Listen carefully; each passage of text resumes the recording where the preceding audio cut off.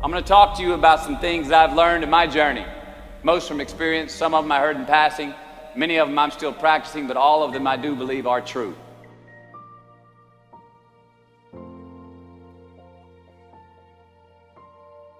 Life is not easy. It is not. Don't try to make it that way. Life's not fair. It never was. It isn't now, and it won't ever be. Do not fall into the trap, the entitlement trap, of feeling like you're a victim. You are not. Get over it and get on with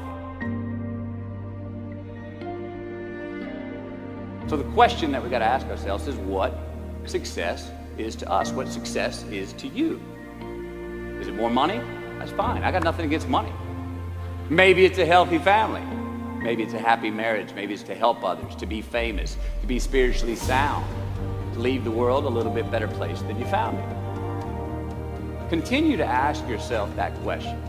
Now, your answer may change over time, and that's fine. But do yourself this favor. Whatever your answer is, don't choose anything that will jeopardize your soul. Prioritize who you are, who you want to be, and don't spend time with anything that antagonizes your character. Be brave, take the hill, but first answer that question, what's my hill? So first, we have to define success for ourselves. And then we have to put in the work to maintain it. Take that daily tally. Tend our garden. Keep the things that are important to us in good shape. Where you are not is as important as where you are. It is just as important where we are not as it is where we are. Look, the first step that leads to our identity in life is usually not, I know who I am, I know who I am. That's not the first step. The first step's usually, I know who I am not. Process of elimination. Defining ourselves by what we are not is the first step that leads us to really knowing who we are. You know that group of friends that you hang out with that they really might not bring out the best in you? You know, they gossip too much, or they're kind of shady. They really aren't going to be there for you in a pinch. Or how about that bar that we keep going to that we always seem to have the worst hangover from?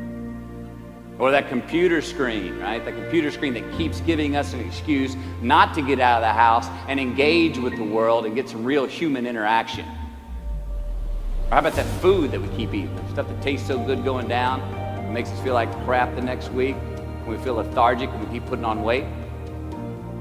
Well, those people, those places, those things, stop giving them your time and energy. Just don't go there. I mean, put them down.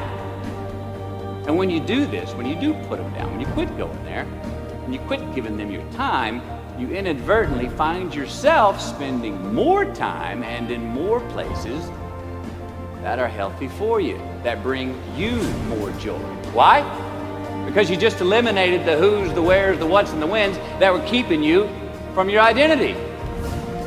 Like, trust me, too many options, I promise you, too many options will make a tyrant of us all. All right, so get rid of the excess, the wasted time. Decrease your options. If you do this, you will have accidentally, almost innocently, put in front of you what is important to you by process of elimination.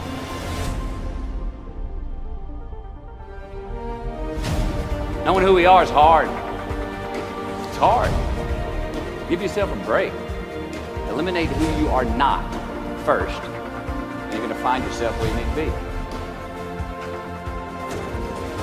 Instead of creating outcomes that take from us, let's create more outcomes that pay us back, fill us up, keep your fire lit, turn you on for the most amount of time in your future.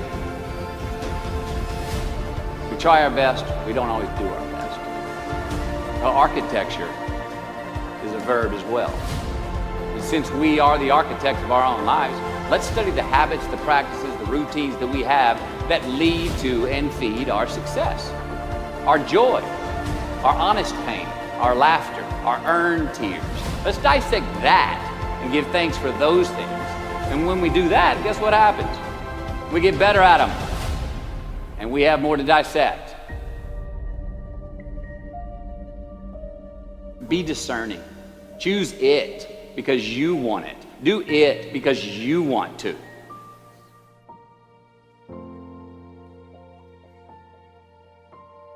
We're going to make mistakes. You got to own them. Then you got to make amends. And then you got to move on. Guilt and regret kills many a man before their time. So turn the page, get off the ride. You are the author of the book of your life.